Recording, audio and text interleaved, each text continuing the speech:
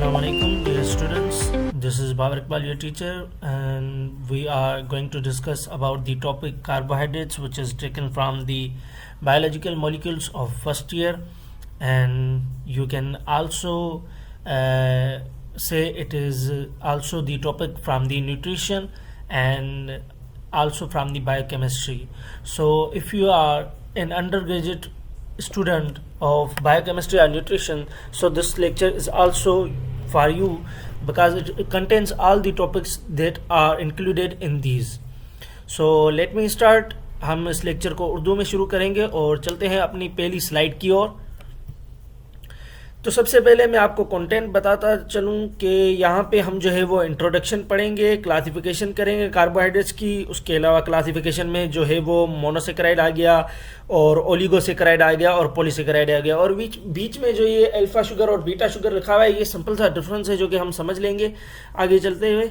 तो शुरू करते हैं। मैं बस एक बाल पॉइंट पेन ले लेता हूँ क्योंकि मुझे जो है वो आपको थोड़ा बहुत लिख के भी समझाना होगा। चलते हैं नेक्स्ट स्लाइड की ओर जिसमें मैं आपको इंट्रोडक्शन बताता हूँ।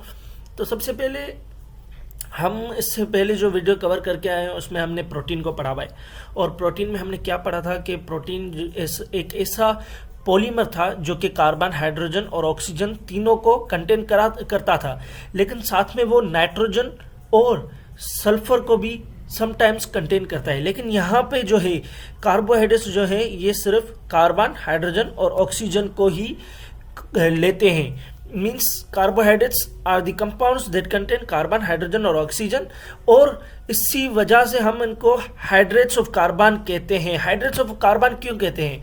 अब मैं यहाँ पे जनरल फार्मूला आपको दिखाता हूँ कार्बोहाइड्रेट्स का। CN, N क्या है? N नंबर ऑफ मॉलिक्यूल्स है, ठीक है, और H यानी हाइड्रोजन, C फॉर कार्बन, और H जो है ये है 2N, यानी जितने भी कार्बन होंगे, N मीन्स नंबर, जितने भी कार्बन का नंबर होगा और उससे 2 गुना ज्यादा जो होगा वो हाइड्रोजन का नंबर होगा, और उसके अलावा ऑक्सीजन भी सिंगल N, यानी ऑक्सीजन भी उतना ही होगा जितना कार्बन होगा। अब यहां पे आपको एक चीज समझाता हूं। अगर आप यहाँ पे देखेंगे तो दिस इज कार्बन, और ये क्या है? इसको अगर हम अलग कर लेते हैं इससे, अब कार्बन हो गया अलग। अब यहाँ पर क्या बचा? ये क्या है? ये हमारे पास वाटर का फार्मूला बन गया, H2 और साथ में O।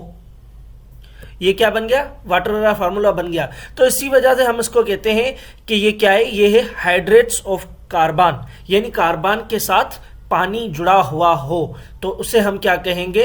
कार्बोहाइड्रेट कहेंगे। और यहां पे एक और चीज लिखी हुई है, chemically are compounds that are polyhydroxy aldehyde या पॉलीहाइड्रोक्सी कीटोस।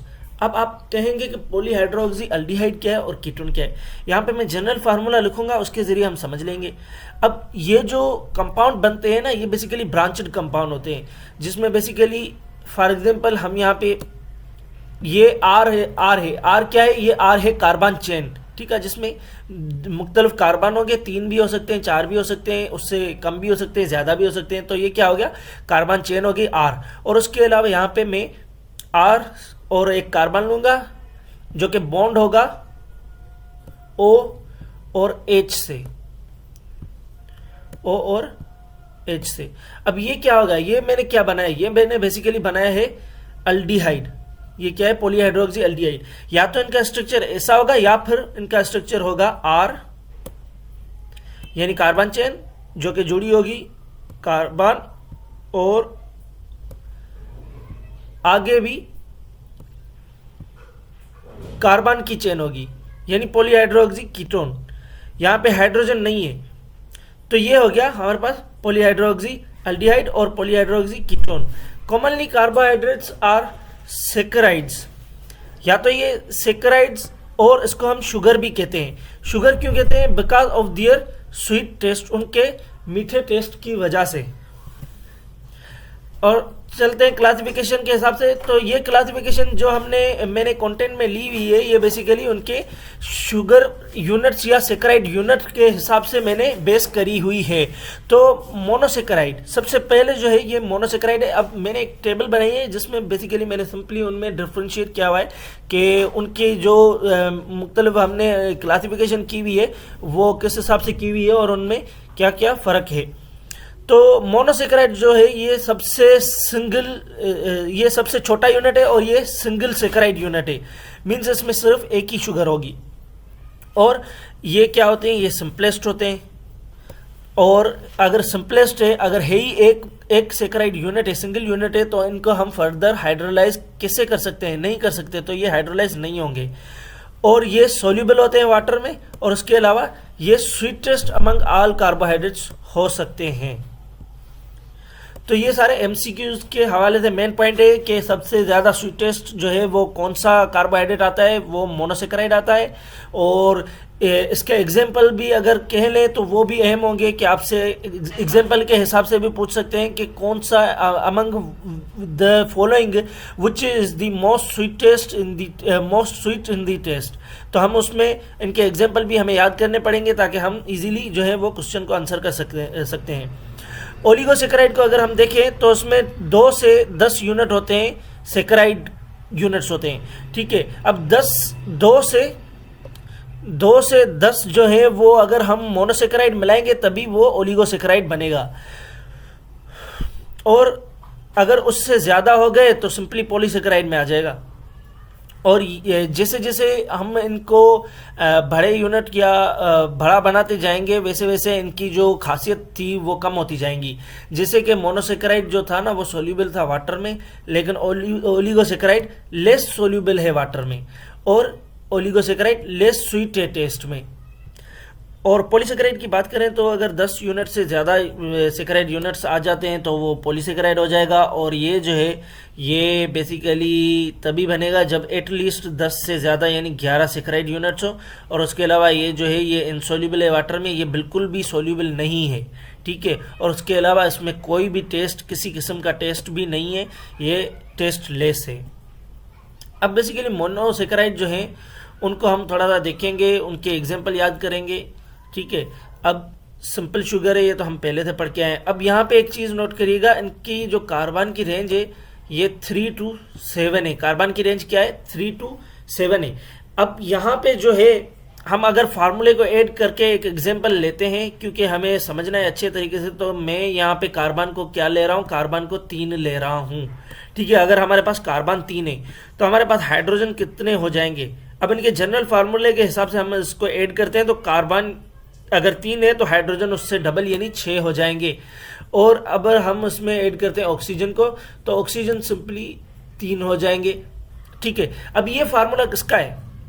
अब सर नीचे चलते हैं, जैसे कि हमने पढ़ा कि ये स्वीट होते हैं टेस्ट में और सोल्यूबल भी होते हैं वाटर में, और उसके अलावा इनका मोलिकुलर वेट भी लो होता है, ठीक है। जाहिर सी बात है, छोटा यूनिट है तो लो मोलिकुलर वेट होगा।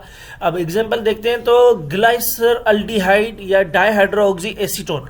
अब जैसे कि मैंने आपको बताया 2 स्ट्रक्चर हमने बनाए थे, एक अल्डिहाइड बनाया था और एक हमने बनाया था वो था कीटोन। अब यहाँ पे हम अल्डिहाइड भी देखेंगे और कीटोन भी देखेंगे कि सेम कार्बन के 2 मुख्तलिफ कंपाउंड होंगे, एक अल्डिहाइड बनेगा और एक कीटोन बनेगा। लेकिन हम स्ट्रक्चर नहीं देखेंगे, हमें सिर्फ एग्जांपल्स हमारे जो है वो कंटेंट में, तो हम सिर्फ एग्जांपल्स देखेंगे।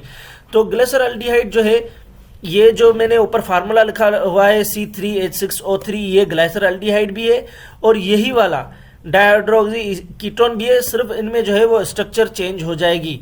और उसके अलावा 4 कार्बन अगर हम लेते हैं तो उसका एग्जांपल राइबोज है, राइबोलोज है। और अगर 5 कार्बन लेंगे तो पेंटोज और पेंटुलोज, और 6 वाला तो ग्लूकोज एंड ग्लूकोहेप्टुलोज, और 7 वाला तो हेप्टोज एंड हेप्टुलोज। अब ये सारे एग्जांपल जो है ये हमारे कंटेंट में दिए गए हैं और ये हमें याद भी करने हैं। उसके अलावा सेकंड जो क्लासिफिकेशन है वो है ओलिगोसेक्राइड। तो ओलिगोसेक्राइड अगर हम देखेंगे तो उसमें 2 से 10 यूनिट ऑफ मोनोसेक्राइड हैं, जैसे कि हम पढ़ के आए हैं। तो इसको सिंपली मैं आपको इसके एग्जांपल्स दे देता हूं और उनके बीच में जो बॉन्डिंग है ये बता देता हूं। बाकाया जो है इसमें कोई ऐसी कोई मेन चीज़ मुझे नहीं दिखी कंटेंट के अंदर, तो यही सिर्फ मेन चीज़ें हैं जिनको याद करना है। तो सबसे पहले सक्रोज है, इसकी एग्जाम्पल सक्रोज। तो ये जो है जिसका मैंने शॉर्ट फॉर्म भी दिया है, सक्रोज मिलके बना हुआ है दो मोनोसेक्राइड से, एक है ग्लूकोज और दूसरा है फ्रक्टोज। ग्लूकोज और फ्रक्टोज जो है ये मिलकर क्या बनाते हैं, सक्रोज बनाते हैं। तो इसका शॉर्ट फॉर्म हमारे पास आ गया GFS, यानी glucose plus fructose will be equal to sucrose. तो इस तरीके से आप याद कर सकते हैं। अब उसके अलावा अगर हम बॉन्डिंग पे आ जाते हैं सक्रोज की, तो इसमें है अल्फा 1,2 ग्लाइकोसाइडिक लिंकेज, ठीक है। और उसके अलावा दूसरा जो एग्जांपल है ये हमारे पास माल्टोज। माल्टोज सिंपली इसकी कोई शॉर्ट फॉर्म नहीं है, आप ऐसे ही याद रख सकते हैं कि माल्टोज जो है एक किस्म की शुगर है, ठीक है। इसको हम माल्ट शुगर भी कहते हैं। ये बनी हुई थी ग्लूकोज और ग्लूकोज के जुड़ने से, क्या, ग्लूकोज और ग्लूकोज के जुड़ने से। तो यहाँ पे हमारे पास जो बॉन्डिंग है माल्टोज में ये है अल्फा 1,4 ग्लाइकोसाइडिक लिंकेज, ठीक है। और उसके अलावा अगर हम लास्ट को देखते हैं, लास्ट वन जो कि है लेक्टोज, और यहाँ पे बीटा ग्लूकोज है और बीटा गैलेक्टोज मिलके क्या बना रहे हैं, लेक्टोज बना रहे हैं। बीटा ग्लूकोज और बीटा गैलेक्टोज मिलके क्या बना रहे हैं, लेक्टोज बना रहे हैं, जिसके बीच में बॉन्डिंग है बीटा 1,4 ग्लाइकोसाइडिक लिंकेज। पॉलीसेकेराइड जो कि लास्ट वन है और इसको हम डिस्कस करते हैं। तो पॉलीसेकेराइड बेसिकली क्या है, पॉलीसेकेराइड जैसे कि मैंने बताया कि 10 से ज़्यादा अगर मोनोसेकेराइड होंगे तभी हम उसको पॉलीसेकेराइड कहेंगे, यानी मोनोसेकेराइड्स अगर 10 से ज़्यादा हैं तभी वो पॉलीसेकेराइड कहलाएगा। और इसका एग्जाम्पल जो पहला एग्जाम्पल है वो हमारे पास बुक में इसके 4-5 एग्जाम्पल दिए हैं। सबसे पहले जो है वो स्टार्च है। अब स्टार्च जो है ना, इसको हम प्लांट स्टोरेज में यूज करते हैं। ये बेसिकली एक ऐसा कार्बोहाइड्रेट है जो कि बेसिकली प्लांट अपने पास रिजर्व में रखता है। वो जैसे कि एनर्जी के तौर पे यूज करता है। जैसे हम एनर्जी के तौर पे, हमें भी तो कुछ एनर्जी चाहिए होती है, तो इसी तरह प्लांट को भी एनर्जी चाहिए होती है। तो एनर्जी के लिए क्या स्टोर करता है प्लांट, स्टार्च को स्टोर करता है, जो कि बेसिकली ग्लूकोज का कंजिस्ट होता है। यानी हमारी एनर्जी का मेन सोर्स क्या है, ग्लूकोज है।